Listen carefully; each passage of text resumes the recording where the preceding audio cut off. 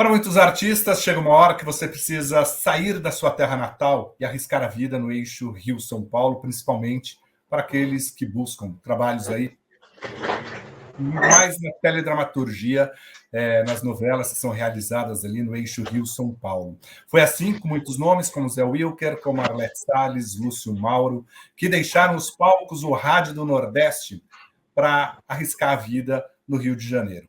Com o nosso convidado de hoje, talvez tenha sido um pouco diferente, porque ele é de uma outra geração, mas essas diferenças ainda continuam. E a gente vai conversar sobre isso, sobre carreira, sobre teatro, sobre cinema, sobre política, sobre exposição, vamos falar sobre a vida. O convidado de hoje é Tuca Andrada, que é um daqueles atores que a gente respeita muito por toda a história. Tuca, primeiro, obrigado por se aceitar conversar com a gente aqui no canal do Vanucci, no No Play News. Obrigado, bem-vindo. Imagina, prazer todo meu. Tuca, ainda é assim. A Arlete, eu lembro que a Arlete contou, quando eu escrevi o livro Biografia da Televisão Brasileira, ela falou da dificuldade que era de uma atriz nordestina ter que sair da terra dela, e ela já fazia sucesso, porque naquela época existia uma produção regional de televisão, né? O rádio era forte, o teatro também era forte, mas ela teve que vir para o sul. Continua ainda assim? Os artistas do Nordeste precisam migrar? Olha, eu acho que a gente já tem vários exemplos de atores, né, principalmente atores de cinema mesmo, que moram nas suas cidades natais. O Irandir Santos é um cara que mora em Recife, entendeu? Ele nunca deixou de morar aqui. A Maeve mora aqui, eu estava morando aqui. Quer dizer, existe uma grande quantidade de atores que já não precisam mais se deslocar e ter uma residência. Mas é óbvio que você tem que estar onde as coisas estão acontecendo, né? E onde acontece mais as coisas ainda é Rio e São Paulo, né? Principalmente São Paulo atualmente. O Rio, né, ficou mais uma coisa em cima da TV Globo e mesmo o cinema no Rio ele deu uma diminuída, né? Todas as séries quase estão em São Paulo, dessas outras plataformas, enfim. De qualquer jeito, você precisa, né? Porque você está circulando ali também, né? Entre as pessoas precisam te ver, precisam saber que você está vivo, precisam saber que você está trabalhando. Muita gente larga a profissão, deixa e some mesmo, está a fim de sumir. Mas outros, se você quer viver nesse meio, você ainda tem. Agora, eu acho que as coisas já melhoraram muito. Por exemplo, eu fiz toda a minha carreira no Rio, né? No Rio e São Paulo, mas eu moro no Rio, né? Eu tenho um apartamento no Rio. Mas desde o primeiro ano da pandemia, eu vim aqui para Recife e fiquei aqui, por um motivo pessoal, um problema de saúde da minha família. Então eu vim e fiquei.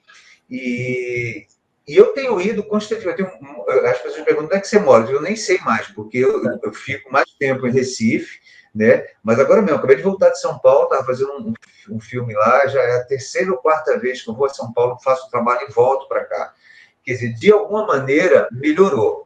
Mas ainda existe essa coisa, você precisa estar, até porque todas as produtoras estão lá, entendeu? Para você ter esse conforto de você ficar na sua cidade, você já precisa ter tido uma carreira. Eu já tenho uma carreira, né? As pessoas já conhecem o meu trabalho, então fica mais fácil. Elas me procuram, eu quero um Tuca para fazer tal coisa. Ó, o Tuca não mora mais no Rio nem em São Paulo, ele está morando em Recife, ok? Aí acerta, não acerta, ou tem passado, enfim, é tudo uma negociação. Mas para quem não tem ainda, para quem está no começo de carreira, eu acho que é preciso sim, é preciso pelo menos mostrar a cara, né? Conhecer os lugares, as produtoras, conhecer, né, os produtores de elenco, que a maioria é tudo lá pelo Rio e São Paulo mesmo. Agora, tem uma produção local boa, gente. Sim, eu fui para Recife há pouco tempo gravar até um especial sobre a Arlete Salles. E fui no Teatro Municipal do Rio, acompanhei um ensaio ali, você fala, pô, tem companhias teatrais boas, tem um pessoal produzindo fora do eixo Rio-São Paulo. Tem. Isso já está há algum tempo. Né? E essa coisa de escolher atores também que não estejam sempre no mainstream, atores que sejam desconhecidos do público. Isso é uma iniciativa que a TV Globo viu a necessidade de fazer, porque não é possível você só ficar... Você vai fazer o cara do Acre, mas ele bota um cara que foi criado em Ipanema, entendeu? Então é complicado. Né? Você tem que ter esses atores locais, e isso a TV Globo já faz há algum tempo, há alguns anos ela vem fazendo isso.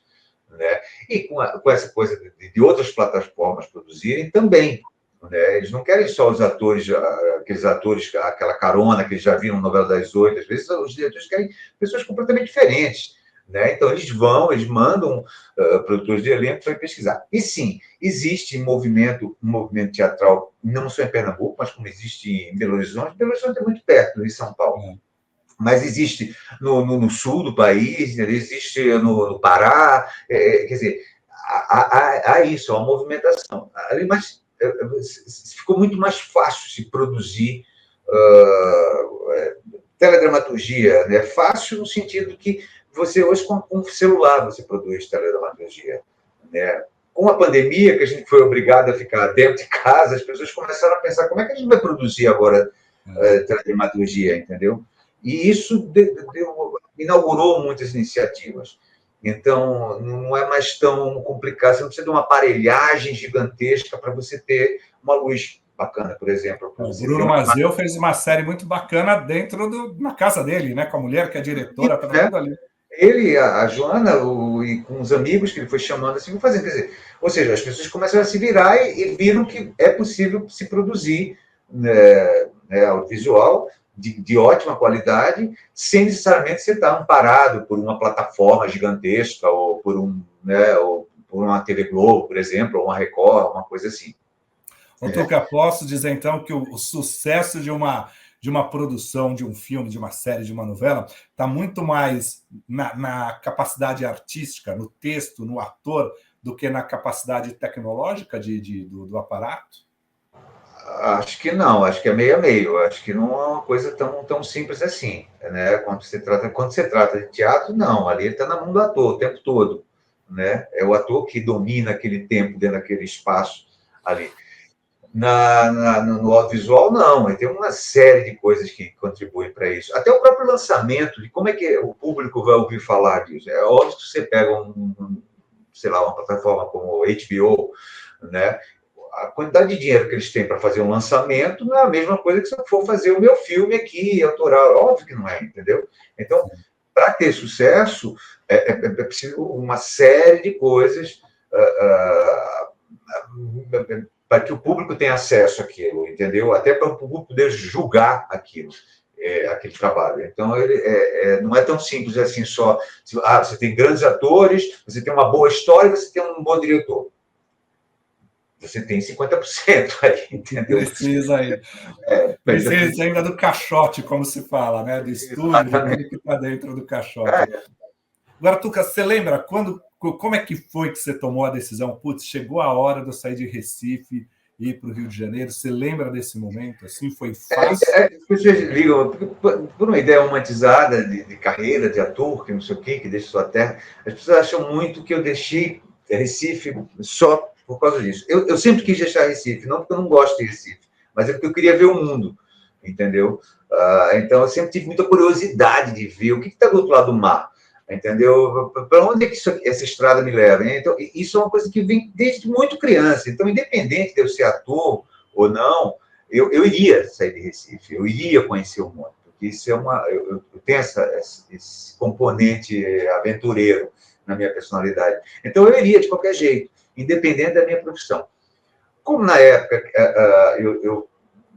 você não se profissionalizava, né? Aqui, os únicos lugares que se profissionalizavam era Rio e São Paulo, eu fui para lá com a intenção de fazer, mas eu sempre pensei, quando eu vi que o teatro estava ficando uma coisa séria para mim, eu disse, não tenho que fazer. Ou eu vou e tento e vejo o que vai rolar, ou eu desisto, entendeu? Porque era muito difícil. Aí o que eu falo, hoje em dia, eu já vejo vários atores e grupos de teatro que estão nas suas cidades e estão trabalhando e que têm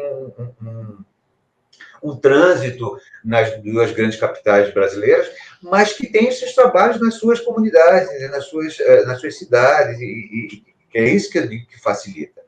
Mas a coisa de vir, porque na minha época, realmente, se você não saísse da sociedade, se não fosse por São Paulo, era muito difícil você conseguir que as pessoas te vissem, né? Que as pessoas reconhecessem o teu trabalho, experimentassem com você alguma experiência teatral ou cinematográfica, o que seja. né? E foi fácil, assim, como que é chegar no Rio de Janeiro, mesmo para esse cara que quer conhecer o mundo, que quer... porque eu imagino que você tem que estabelecer um monte de contatos novos, né? Exatamente, exatamente. Eu não venho de uma família rica, eu venho de uma família de classe média, média, né? Então eu nunca tive dinheiro assim, vou lá e vou ficar. Mas eu fui para o Rio e eu fui trabalhar. Eu preciso pagar a conta, por enquanto, entendeu? Então eu fui trabalhar em loja, eu fui ser vendedor de loja. Até eu consegui fazer um teste para um espetáculo chamado Estrela d'Alva, que era um espetáculo com a Marília Pêra, inclusive, o Jorge Fernando. E eu conheci muita gente nesse espetáculo. Eu fazia parte do coro, obviamente, mas tinha muita gente no coro, era enorme, era um espetáculo muito grande, um elenco gigantesco. Paulo César Grande, Jorginho Fernando, enfim. E aí eu fui conhecendo as pessoas, e aí as pessoas foram me dizendo, procura aqui, vai ali, entendeu? Tive ajuda, né, dessas pessoas. Mas isso não quer dizer que eu não, daí em diante, eu só fiz trabalho em teatro. Não, eu tive que me virar, fazer bico, para poder pagar as contas no final do mês. Né?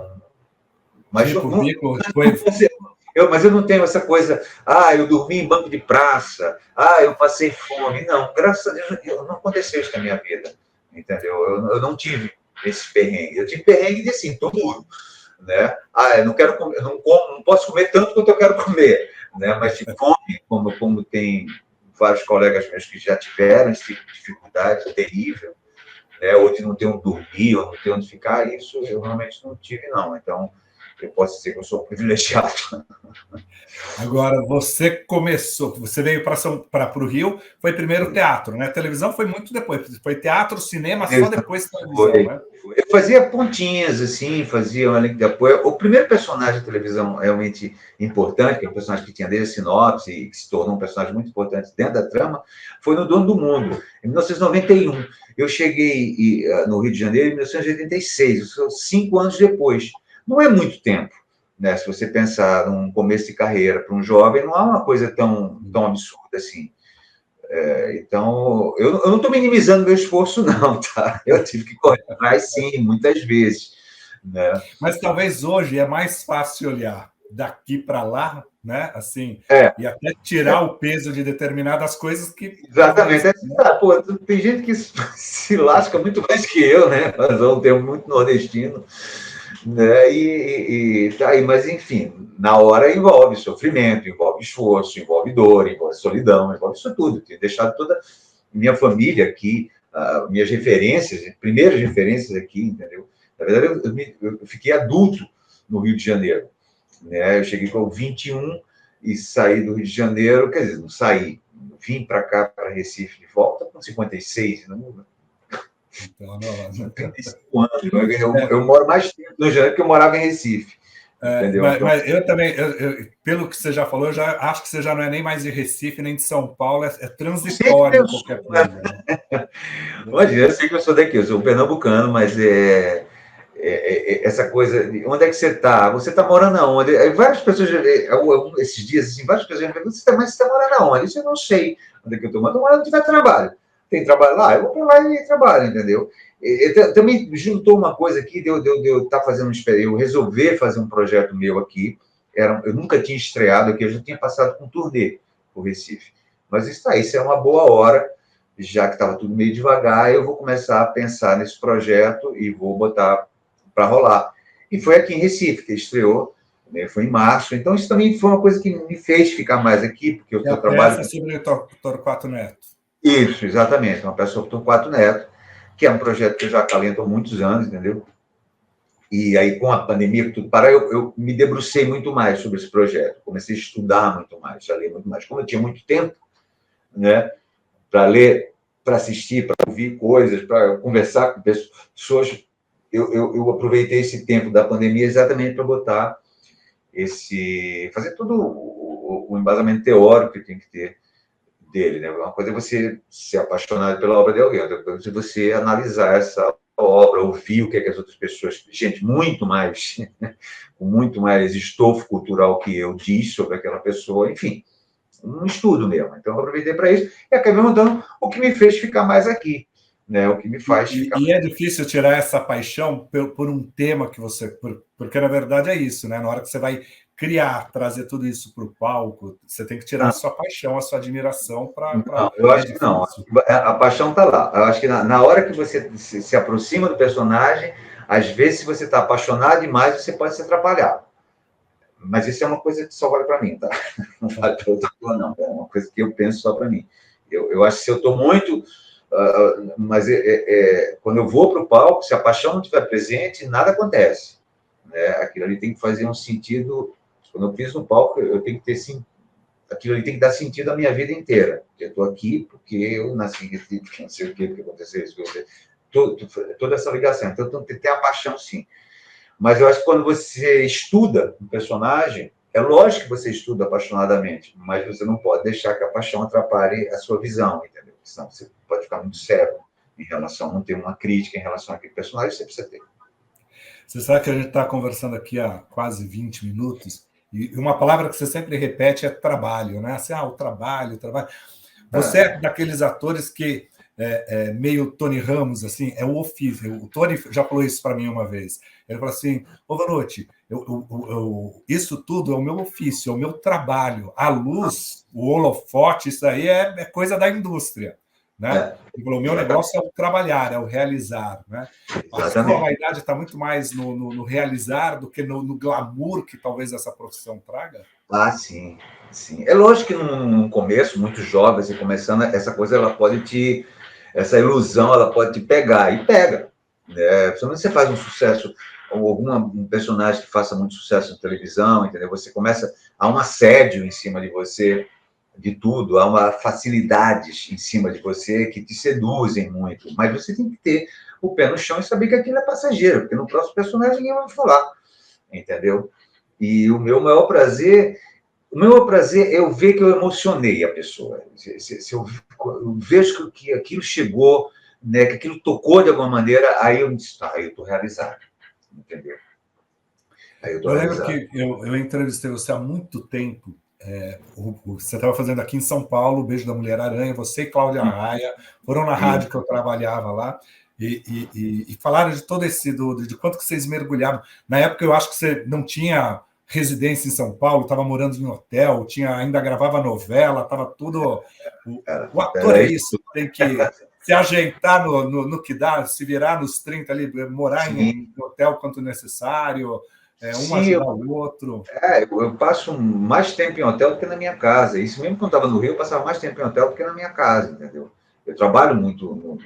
É porque as pessoas têm uma falsa ideia de que o ator só trabalha quando ele vai fazendo novela na Globo. A novela das 9, das 7, das 6, das 7 não serve, não, só serve das 9. Aí ele está trabalhando. Se não tiver ele, está desempregado, morrendo de fome. Isso é uma bobagem. O ator tem várias coisas para fazer, entendeu? Tem um leque de atividades que ele pode exercer sendo ator. Então, aliás, você falou né, da novela das 9. Hoje eu estou cheio de referência, né? Porque eu conversei com no decorrer da minha carreira, eu pude trocar experiências com algumas pessoas que talvez tenham algo em comum com a gente. Uma delas é Newton Travesso, e o Newton me contou que quando ele montou o núcleo de dramaturgia do SBT, ele fala assim: eu sou muito grato a Irene Ravache, que foi a que abriu a porta, e muita gente foi porque falou: opa, a Irene está ali. Mas ele sempre fala de você, da Débora Bloch, que aí é a segunda novela, que ele falou foi mais difícil, porque você tinha que convencer um novo elenco. Ele falou assim: e vem um elenco jovem, tão talentoso, que mergulhou ali naquele... O que te convence num trabalho? Essa lábia do diretor, porque o Newton Travesso é um diretor que sabe te convencer, né? É a lábia, é o desafio, é o novo. O que chama a atenção do Tuca? Várias coisas. Às vezes é só porque eu tenho que pagar conta mesmo, não é o caso dessa novela. Entendeu? Mas, assim, é muito também, vou repetir uma palavra que eu já falei, muito romantizada essa história de que o ator, ele só faz aquilo, se identifica. Bobagem, isso é uma besteira. A gente tem que comer, a gente tem que pagar conta, a gente vive em uma sociedade capitalista, entendeu? Então, eu já fiz muito trabalho em que eu estava fazendo para sobreviver, entendeu? Talvez se eu pudesse escolher, não quero fazer isso agora, ou não me interessa falar disso agora, entendeu? Mas o ator brasileiro, ele não tem esse conforto, não. Isso é entendeu? Muitas vezes ele tem que aceitar trabalhos porque ele precisa pagar a conta, né? E não vejo nenhum mal nisso, não vejo mesmo, entendeu? Nunca vi essa coisa, mas você foi fazer novela no SBT, você foi fazer novela, fui, por que não? Qual o A problema questão disso? financeira era boa, né? Então vamos lá, né? É, novela da coisa eu trabalhava com Juca de Oliveira, com Dumas Coves, com Débora Bloch, com Luciana, Elias Blazer, Ana Lúcia Torre, Joana Fon. Joana Fon, quer dizer, olha a aula que eu tinha todos os dias, entendeu? E me estava me pagando. Então, na Record, eu trabalhei com o texto do. Oh, meu Mauro Deus. César Muniz, cidadão Lauro César brasileiro. Muniz, obrigado. Lauro César Muniz, 2 textos do Lauro César Muniz. Olha que presente, entendeu? Aí eu vou ficar fazendo por 2, não faço, eu não tenho isso, não tenho, até porque eu nunca tive contrato. A única televisão que eu tive contrato por tempo foi na Record. As pessoas acham que eu tinha contrato com a Globo, eu nunca tive. Eu nunca tive. Meus contratos com a Globo sempre foram por obra, sempre. Né? Nunca E praticamente você emendava uma obra na outra, né? Porque você sempre estava no ar ali, né? Teve um ano que eu fiz uma conta, eu disse, gente, era mais barato se eles tivessem me contratado do que. Comece porque isso, né? E tem um gatilho lá de reajuste, enfim. Então eu sempre estava reajustando. Então, eu passei um ano inteiro fazendo coisa lá e eu não era contratado. Entendeu? E gente que era contratado não fazia, não estava lá. Né? Então, é o outro lado da visão do contrato é, por é obra, né? muito. Para você estar nesse negócio, lógico que hoje em dia eu já posso dizer, não quero fazer isso, não estou com saco para fazer isso, não tenho mais saco para aguentar isso, entendeu? Hoje em dia eu já tenho esse conforto, mas não é sempre. Mas não quer dizer que amanhã eu vou ter esse conforto, dizer, não vou fazer. Às vezes pode parecer um trabalho que artisticamente eu nem acho uma coisa tão. Né? Mas que eu preciso pagar a conta. E eu vou pagar. Eu não tenho nenhum problema de consciência com isso, nenhum. Zero. Tem algum trabalho preferido seu? Tem alguma que você fala assim, putz, e acredita assim, você tem uma na hora que você começa a olhar a sua carreira, você tem muita novela, você tem muita série, você tem muito filme, você tem muito teatro, você equilibrou, você trabalhou, né? Ali, você pagou as contas, né? Tem algum que você fala, putz, isso aqui é legal, é Olha, marcante? geralmente, os trabalhos que fazem mais sucesso, eu acho que você, né? Porque carinha o ego, enfim, né? Tudo melhora na sua vida. O sucesso traz benesses maravilhosos, traz horrores também, mas traz benesses. Mas assim, eu acho que eu fico muito orgulhoso de ter feito Orlando Silva e estou muito orgulhoso de estar fazendo um Torquato no teatro, entendeu? Porque são projetos que surgiram da minha cabeça, que eu quis fazer, que eu fui atrás, entendeu? Que eu batalho por isso. A diferença é ser chamado por uma grande empresa, uma grande companhia, para fazer um trabalho, né? Você se encaixa ali. Né? Você acha, na visão de alguém, do diretor, do produtor, você serve para aquilo. É diferente quando você vai atrás. Né? Então, se for para destacar, eu destaco esses dois, mas tem muita coisa na televisão que eu adorei fazer. O meu primeiro personagem eu adorava fazer, o Ladislau, eu tinha uma liberdade enorme. Né? Agora eu tenho feito muita série para outras, para Disney, para essas coisas todas, e também. Esse último personagem que eu fiz agora no filme, chamado Amizade Colorida, com Ícaro Silva e a Maria Bupp. É um personagem que aparece, sei lá, 10 cenas, não é um protagonista, mas eu adoro o personagem. Eu quero fazer esse personagem, eu convenci o diretor que eu queria fazer esse personagem, entendeu? Eu quero fazer isso, entendeu? Mas agora eu acho que eu me perdi no que você me perguntou. Não, eu acho que é isso, disso, do que seriam os personagens, qual trabalho seria Pois preferido. é, entendeu? Mas eu Você acho que os falou do personagens Orlando Silva. o que eu corro atrás são os que mais dão esse sabor, esse gostinho de que eu gosto mais desse. Mas, na verdade, cara, eu acho que todos os personagens, mesmo que eu fiz muito mal, e tem vários que eu não fiz bem, eu aprendo, eles me ensinam. O trabalho do ator é um trabalho constante, até morrer. Ele não para. Quando a gente não está no palco, num set de filmagem, a gente não para de trabalhar. não tem como parar de trabalhar. Não é uma coisa, desliguei. Não adianta, porque você está lendo um livro, porque você está observando alguém andar, entendeu? No meio da rua você vê exemplos que você vai usar algum dia na sua vida profissional. Então você não para de trabalhar. Mas como é a sua paixão, né? Como é o que você se, né, propôs a fazer na vida, isso não soa como trabalho, não é uma coisa pesada, é uma coisa que é gostosa, que vem e vai, entendeu? E assim. Até numa viagem de turismo, férias, você está ali observando. De férias, principalmente. Principalmente se você vai para outra cultura, que não seja sua, entendeu? Você vai para um outro país, né? Ou então sai completamente do seu continente, que aí não tem semelhança mesmo nenhuma. Aí você começa a observar as coisas, saber como é que aquelas pessoas vivem, o que é que elas comem, o que elas escutam, como é que elas se vestem. Isso tudo faz parte do meu trabalho. Isso tudo, alguma hora, pesa no meu trabalho. Né? Pesa no bom sentido. Você falou lá, né, que o jovem aí em Recife, eu ia falar lá em Recife, mas aí em Recife, que já tinha certeza de que queria ir para o mundo, passar as fronteiras, avançar. Você já foi para todos os cantos que você queria deste planeta? Tem muita viagem ainda para fazer, muita coisa para conhecer. Tem muita coisa ainda para conhecer, muita coisa. O que está no curto prazo, assim, que você fala, isso eu quero conhecer, quero viver? Eu queria conhecer a Guatemala, por exemplo. Eu queria fazer uma viagem a Guatemala, Belize e México. Eu sou muito fascinado, eu gosto muito de estudar sobre culturas antigas. E aí fiquei muito impressionado quando eu fui no Peru e conheci um pouco da cultura inca. Isso. Aí eu queria conhecer a Azteca e a Maia também, que é mais para cima, a América Central e a América do Norte. É uma viagem longa, é uma viagem cara, é uma viagem de mais de um mês, você fazer isso, fazer direito, não é fazer feito turista. Eu olhei, bati uma foto e saí correndo. É isso. Parar, ouvir, né? Se informar sobre aquilo. É um outro tipo de viagem. Então, isso seria uma viagem que eu adoraria fazer. Queria fazer uma viagem pela África também. África, eu só conheço Marrocos e África do Sul, vários países ali eu não conheço. Ásia eu conheço pouquíssimo, nada, praticamente. Entendeu? Então tem muito lugar.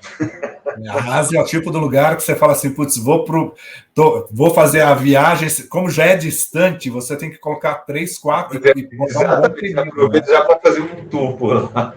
Porque difícil. Para chegar é longe, é caro, e aí você tem que aproveitar, porque para ir e voltar você gasta um tempão. Você gasta um tempão. Na Austrália, são 25 horas de voo, de viagem, né? De voo não, de viagem. De viagem, né? Você foi via Chile, ainda dá. É bom que dá para dar uma descansada no Chile e depois vai, né? Dá pra... 3 horas, né? Mas 3 horas no aeroporto, né? Assim, quando eu fui, você parava no Chile, você ia Rio, São Paulo, Chile, Santiago, Chile, você esperava 3 horas, aí você pegava um voo até Auckland, né? Ficava mais 1 hora, 2 horas, e de Auckland é que você ia para Sydney. Aí 2 dias para descansar da viagem, só depois aproveita. Você chega destroçado. A volta é pior ainda, porque como você volta no tempo, é pior ainda. Você não sabe onde está. Quando você chega, o jet lag é muito forte, é muito mais pesado.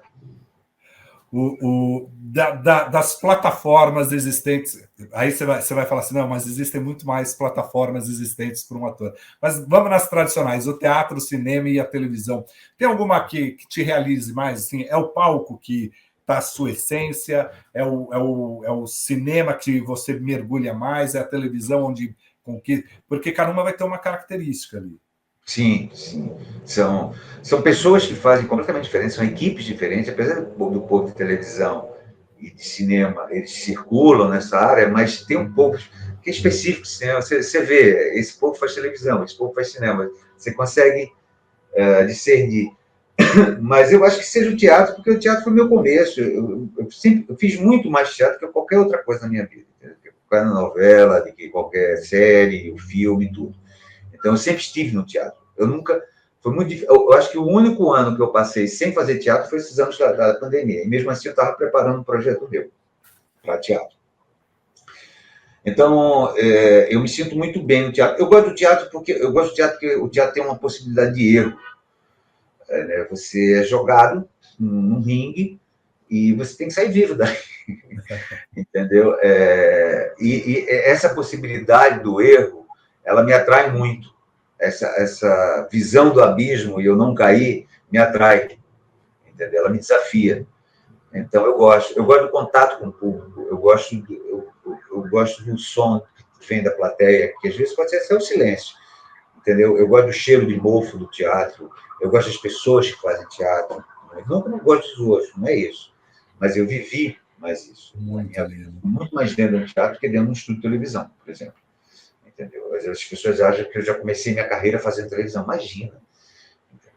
Muito. A televisão foi o terceiro momento, né? Teatro, cinema, depois que chega a televisão.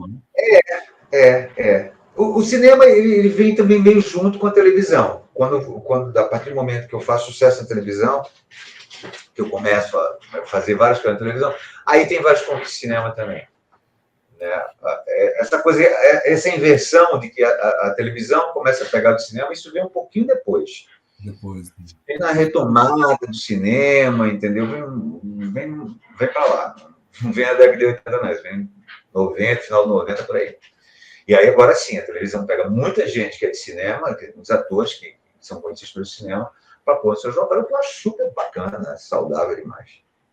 O Artuca sempre teve, apesar da gente descobrir que não era um contrato fixo, era tudo por obra, e que teve muita vantagem nisso, você sempre pegou papéis, óbvio que tem um momento ali que são papéis menores, mas depois está ali no momento da sua carreira, você sempre tem papéis de destaque nas novelas e tal. E isso traz a fama, você, em momentos, você faz o galã, em alguns momentos o vilão, em alguns momentos o personagem sujo. Na hora que dá essa projeção, na hora que você vira o galã, que está ali, que essa indústria se volta para o ator, como que é para o ator isso? Quanto que mexe? Você já falou que tem a vaidade ali, né? Mas como é que o ator se protege disso? Como que é que do dia para a noite você fala, pô, sou desejado pelo brasileiro ali? É engraçado que eu só consigo viver isso com essa distância que eu tenho agora. Né? Quando as pessoas fazem galãs dos anos 90, aí aparece foto minha. Né? É engraçado, eu nunca me vi assim naquela hora. Né? Mas talvez por eu estar muito inebriado pela fama, por isso, entendeu? Por muita gente dando mole para mim. Então talvez isso tenha empanado um pouco a minha visão sobre o que era realmente aquilo.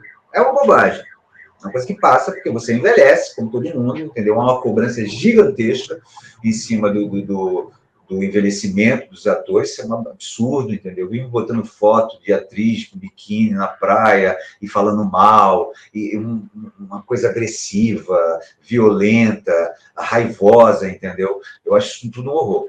Mas, enfim, eu acho que eu aprendi a ver isso muito mais agora, que eu já não sou, não tenho mais isso na minha vida. Existe uma coisa ainda de sensualidade, isso aqui, que muitas vezes eu exploro mesmo, mas é menos do que na hora. Talvez na hora eu tivesse meio atordoado com tudo isso que estava acontecendo, assim, pela realização de um desejo que, na verdade, eu queria, né? Porque você sabe, se quer ser, você vai para ser uma estrela, você vai para ser um cara famoso, conhecido. E aí é mentira que a gente segue que não é, entendeu? Só que quando você consegue isso, você começa a ver que as coisas não são bem assim, que não é isso, que isso não é uma verdade, que isso é uma ilusão, que isso é uma coisa feita para ser para vender a sua imagem a troco de muitas coisas, entendeu? Que você não governa, que você não tem autonomia sobre elas. Então, eu só comecei a ver isso agora, quer dizer, agora, já de um tempinho, mas mais velho, entendeu? Dos 40 em diante. 58.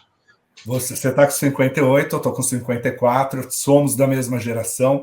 E eu falo assim que você representa representa bem essa nossa geração dos 50 anos, porque eu vejo pelas redes sociais lá, de vez em quando você dá umas biscoitadas, eu não tenho coragem de dar, nem posso dar umas biscoitadas. Assim, eu tenho um público enorme de gays e de mulheres. Por que eu não vou fazer isso? Por que eu não vou agradar alguém? Por que me custa isso? Nada. Ainda me dizer, é bom para o ego. Não, pode ser bom para o ego, mas eu vejo que de vez em quando tem até uma provocação política nisso, eu estou errado. Não tem uns conservadores que vêm, opa, não pode, não sei o que lá. Tem. Ô, seu velho, você não tem vergonha na cara, não, seu velho? Não. Não tenho vergonha. Tá lá olhando. Tá olhando. Eu adoro quando eles vêm assim, como é? Você não tem importância nenhuma. Eu disse, mas você não tem importância nenhuma, por que você está aqui comentando meu post? Você não tem importância nenhuma para mim. Devo ter alguma importância para você. Né? Enfim. Eu falo, Tuca, que você é um cara que nos últimos anos você botou a cara para bater. Né? Principalmente através do seu Twitter ali, você se posiciona, você se mostrou nos 4 anos do governo Bolsonaro, você botou a sua opinião, você em nenhum momento você em nenhum momento te colocaram contra a parede, mesmo quando foram mais agressivos, quando falam que você está velho, ou que sei lá o que. O ator precisa se posicionar, assim, precisa, porque eu acho que assim, talvez só daqui a alguns anos você olhe e repare o quanto foi importante o seu posicionamento nesses 4 anos do governo Bolsonaro. Porque a cultura foi massacrada, né? Os artistas foram massacrados, os direitos humanos foram massacrados. Né? Todas as áreas do país. Um governo negacionista, um governo que nega a ciência, que nega a cultura, que nega a arte. Não é só a área que me atinge. Ele atingiu os médicos, ele atingiu os engenheiros, ele atingiu todo mundo. Todo mundo. Um manifesto bem antes do governo Bolsonaro, pelo menos 2, 3 anos antes. Entendeu? Eu já falava, já comentava tudo. E o governo, quando esse senhor foi eleito, e agora ainda há um crescimento, isso é claro, para qualquer pessoa que tem um mínimo de honestidade, né, é claro que há um crescimento naso-fascista nesse país. Não é à toa que se acabou de ver um monte de células, isso não sou eu que estou falando, são pesquisas que apareceram em 4 anos de governo, células nazistas. As pessoas vão para a internet para cometer crimes, com certeza a impunidade. Elas falam o que elas querem, elas dizem o que elas querem, elas cometem crimes o tempo todo. Então, existe um movimento nazi-fascista. Eu não sei se os atores têm que se posicionar ou não. Eu não me sinto bem em não me posicionar. Entendeu? Eu não me sinto confortável se eu não falar. Corro risco? Corro. Eu ando com segurança, meu carro não é blindado, eu não tenho... Né? Então, corro. Pode, uma desse pode chegar na rua e me dar um tiro, corro. Entendeu? Mas eu tenho certeza que se eu ficasse calado, vendo o que estava acontecendo, o que está ainda acontecendo, que ainda está acontecendo, há um galope naso-fascista nesse país. É preciso que se abra... O ministro Flávio Dino faz o que ele pode, entendeu? Ele está fazendo o que ele pode. Não há uma crítica ao governo, não, que eu estou fazendo. Não estou fazendo crítica ao governo. Eu estou dizendo que há esse movimento. Esse movimento ficou descarado. Você pode ser nazista, então tudo bem. Se decalca aquela suástica nazista aqui no peito, legal. Você entra em estádio de futebol, entendeu? Você xinga negro, você xinga judeu, você xinga... Né? Porque ninguém deu uma liberada. Então é isso. Agora, se o artista vai se pronunciar, se não vai, independente de ser ator ou não, pode ser um pintor, pode ser um escultor, um escritor, isso é um problema dele com a consciência dele, entendeu? Não tem nada a ver com isso. Nada a ver com isso. Já critiquei, eu acho que pessoas que ficavam meio em cima do muro em algumas coisas, mas, assim, no final das contas, acho que eu não estou certo, não, em criticar essas pessoas. Eu acho que tem que pensar em mim, entendeu? Pensar no que eu posso falar, não o que os outros vão falar. Não, e o que cabe a cada um, né? Eu sou muito assim também. Qual que é o meu papel nisso, nesse momento? Eu estava completamente angustiado. Eu vendo uma coisa assim de destruição em cima de destruição, né? Em todos os campos desse país. Né? As pessoas mais violentas, com mais ódio, com mais... Eu disse, não posso ficar calado, eu não quero ficar calado. Não é isso, eu não quero. Meus amigos, minha família, você está correndo risco de viver? Estou. Mas, né, viver é perigoso, como dizia lá o que maravilhoso, né? Viver é perigoso. Não vai ficar o quê? Entendeu? E acho sim, acho que se fosse um movimento de toda uma classe falando, é muito mais forte que 1 ou 2 ou 3 só falarem. Óbvio, isso é claro, entendeu? Mas quando você se cala, você, né? Não, me atinge. Não, e justamente tem gente que quer polarizar para calar, né? Porque aí você vai calando o meio, cria polos, né? E você tira o melhor, que é a conversa, que é a discussão, que é a troca de ideias. O debate. Eu só vou evoluir se eu debater com você e se trouxer algum conhecimento. O fascismo não quer debate. O fascismo é isso, é uma verdade só. Essa é a minha verdade e fim. Ou você está comigo ou você está contra mim. Então ele polariza. Né? Não é à toa que eu fui chamado de petista. Eu não sou petista, nunca fui, não sou filiado ao partido, não tenho nada. Tenho críticas ao partido, como também tenho elogios ao partido. Acho, entendeu? Você é lulista? Não, eu não sou lulista. Não sou nada disso, entendeu? Mas acho que é desclassificado. Não, eu sou um ser pensante, que pode ser que eu esteja, né, com raciocínio que não corresponda à realidade, que seja errado, mas eu sou pensante. E, enquanto ser pensante, eu tenho a necessidade de me pronunciar, entendeu? Então, eu sentia isso.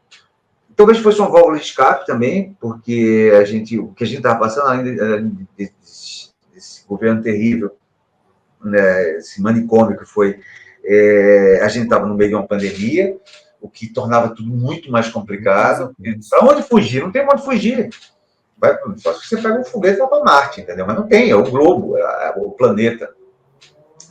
Então, num momento em que, de muita angústia, né, me vi na necessidade de falar. Agora, não vou falar sem uns pentelhos, entendeu? Eu sou debochado, debocho. E eu não trato ninguém mal.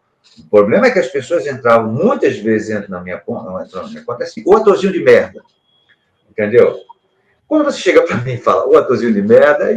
Te deu o direito de você responder à altura. Você liberou para mim, entendeu? Você me desrespeitou. Você entrou para me ferir. Se você está entrando para me ferir, eu tenho de me defender, legítima defesa.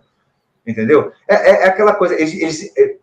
O bolsonarismo passou 4 anos despertando ódio. 4 anos alimentando ódio.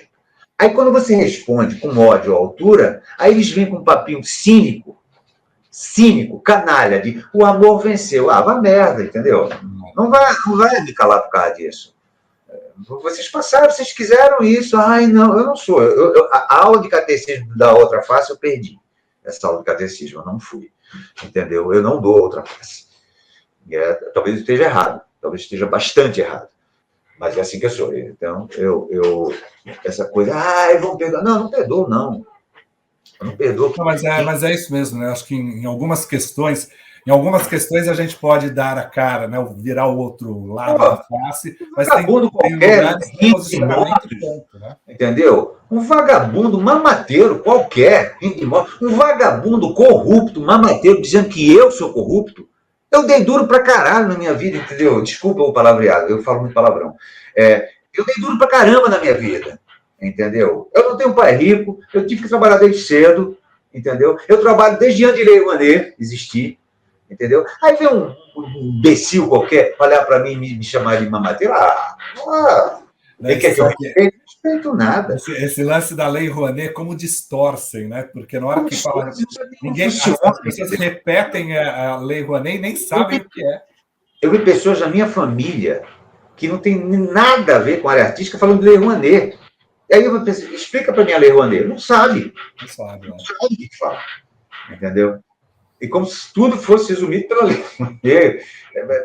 Como se a Lei Rouanet desse dinheiro para você. Enfim, está passando. Tomara que passe. Né? Por isso que a gente tem que estar o tempo todo falando, alertando, porque senão não passa. Né? É isso. Né? Tuca, o que você daqui, com seus 58 anos, você fala assim, por os próximos anos eu quero o quê? O que você projeta ali? Além das suas viagens, de estar no palco? Cara, eu quero... isso. Um sonho, né? Se pensar assim, se eu pudesse ter... Seria um estúdio para mim. Um estúdio no sentido, não um estúdio televisivo, cinematográfico. Um estúdio de ensaio meu, né? Um lugar que eu pudesse apresentar os meus trabalhos, que fosse um teatro, né? Eu tenho muita vontade de ter isso, mas isso é caro ter, entendeu? Você bancar isso, você ficar mantendo isso é muito caro. Mas gostaria de ter, poder fazer as minhas experiências com um grupo, ter uma sede mesmo, uma coisa que pudesse ser meu estúdio de trabalho e que também que fosse um teatro, enfim. Acho que todo ator de teatro sonha ter um teatro. Não tem, eu não conheço um ator de teatro que não sonha ter um teatro, entendeu? Desde que seja pago os custos. Mas isso Quando eu trabalhava numa rádio, e aí uma vez eu falei, pô, eu vou ganhar na Mega Sena, vou comprar uma rádio. Aí o dono da rádio vira e falou, não, não, melhor investir o dinheiro que é... tem razão. Óbvio, eu tenho liquidez nenhuma. O retorno é melhor. Eu falei, pô, se o dono fala isso, é melhor, então, eu guardar o dinheiro. Porque custa, né? É isso. É muito bonito, mas custa. Custa. Infelizmente, para montar um espaço cultural, não tem patrocínio, né? Assim. Você vê grupos aí, Armazém, Companhia de Teatro, Galpão, grupos com 20, 30 anos de carreira, aí prêmio no mundo todo, com excursões internacionais, sendo aplaudidíssimo. Os caras sofrem para manter. Grupo Corpo. Os caras, ó, para manter aquilo. E tem que ser as empresas que aquilo é importante para o país. Aos 58, você é um homem realizado? Hã? Aos 58, você é um homem realizado? Você fala, tô realizado? Tá. Não, eu só vou me realizar quando morrer. Não, sempre há algo que realizar. Essa coisa de realizar, eu me sinto realizado, dá uma sensação de estagnação, entendeu? De parar. Eu não gosto muito disso, não. Eu não realizar, nada, tem muita coisa para realizar, tem muita coisa para fazer. A gente vive num país extremamente ignorante,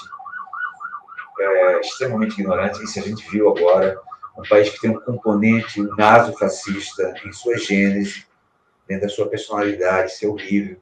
A gente é racista, a gente é homofóbico, a gente é misógino, a gente é machista.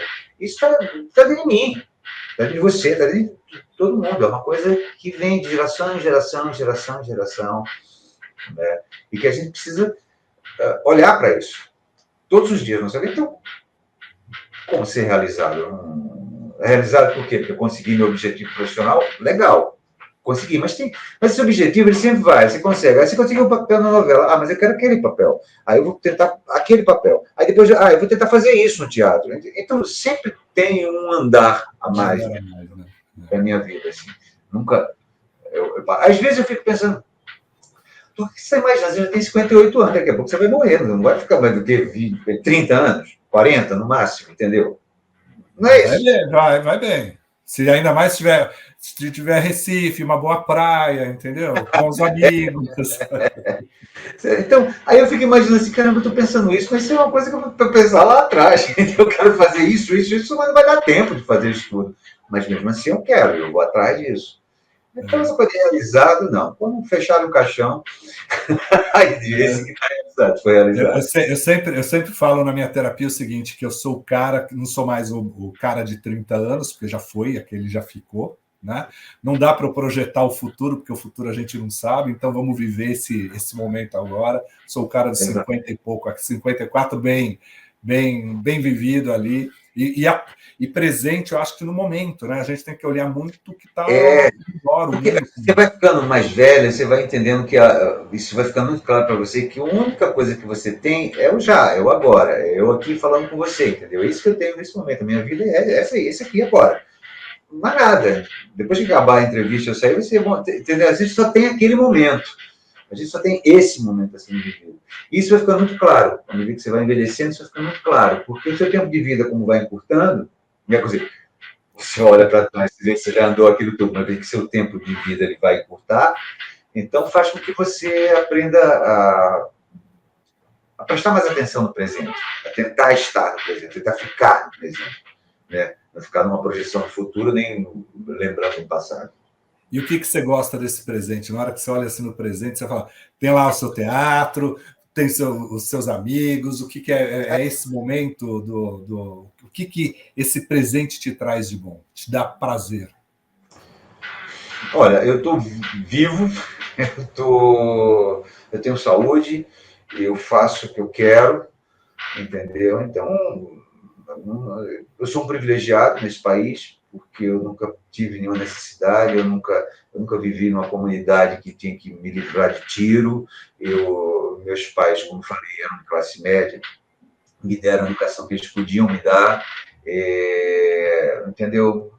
nenhuma necessidade física, então isso talvez seja se sentir realizado. Mas, assim, eu reconhecendo tudo isso, então eu acho que é disso que eu me apego no presente. Então, quando eu estou mal, eu tenho que falar, peraí, entendeu? Tá mal não é ter um problema. Problema a gente tem todos os dias. Né? Mas por alguma coisa, ou baixa astral, ou triste, aí eu começo a pensar que não, nesse momento presente, olha o que eu tenho aqui tudo. Olha o que a minha vida me trouxe até aqui. Até nisso que eu me apego. Me apego que realmente. E sou privilegiado. Pensar que eu consegui sobreviver como ator nesse país. Sim. Não, e até pode ter gente que fala assim, mas ele sobreviveu porque estava na televisão, que trazia um bom salário, que trazia... Mas a gente sabe de todas as instabilidades que a carreira artística. E estar na televisão, assim, é isso que eu falo, fazer sucesso um dia não quer dizer que no outro você vai estar na onda, não, entendeu? Vai aparecer outra pessoa que vai fazer sucesso também, e aí as pessoas esquecem, porque essa coisa da mídia, ela esquece muito rápido, né? Ela a própria dinâmica dela é assim. Então, eu me considero, eu poder sobreviver nesse país, sim, sobreviver pela televisão, sem dúvida nenhuma. Nem acho que seja demérito. Né? Um orgulho de ter feito o que eu fiz na televisão. Né? Um orgulho. Eu trabalhei com pessoas incríveis lá dentro, fiz produtos incríveis lá dentro, fiz outros que não eram tão incríveis assim, trabalhei com gente que também não era tão legal assim, mas faz parte. Né? Então, toda vez que eu estou numa onda de down, né, caindo assim, eu penso nisso. Peraí, olha o que eu estou, olha como eu estou. Bom, Tucá, a gente está aqui há quase uma hora, a gente falou da sua carreira, falou da sua... de quanto que você põe a cara para bater como pessoa física, não jurídica, não como ator, né, que se posiciona e que muitos sigam esse seu exemplo, porque é isso, né? A gente tem que se posicionar. Eu aprendi na vida que muitas vezes você falou que você é um homem privilegiado, né, por tudo que a vida te trouxe. Também sou privilegiado, eu tenho que reconhecer isso. E aí é aí onde você tem que se obrigar a se mudar, né? Porque a olhar para dentro de si e falar assim, não posso fazer isso porque isso é machismo, não posso fazer isso porque isso é homofóbico, não posso fazer isso porque isso é racismo, e buscar dentro de si, né? É onde a gente obrigatoriamente, né? Você tem que ser racional, né? Buscar onde pode estar seu erro. Né? Então, parabéns por você dar esse exemplo aí que... E é muito difícil a gente reconhecer isso na gente. É muito fácil você ficar apontando no outro, mas quando você tem que olhar para você mesmo. Não, e dentro da gente tem. E a gente tem que se forçar a ser melhor, porque senão não valeu chegar aonde chegou. Né? Nem onde chegaremos lá nos 90 e tanto ali. Tuca, mais uma vez, obrigado. Obrigado pelo bate-papo. Continue representando os cinquentões aí, pode biscoitar, fala na internet, isso está nos representando, está representando a nossa geração. E parabéns aí pelo belíssimo trabalho.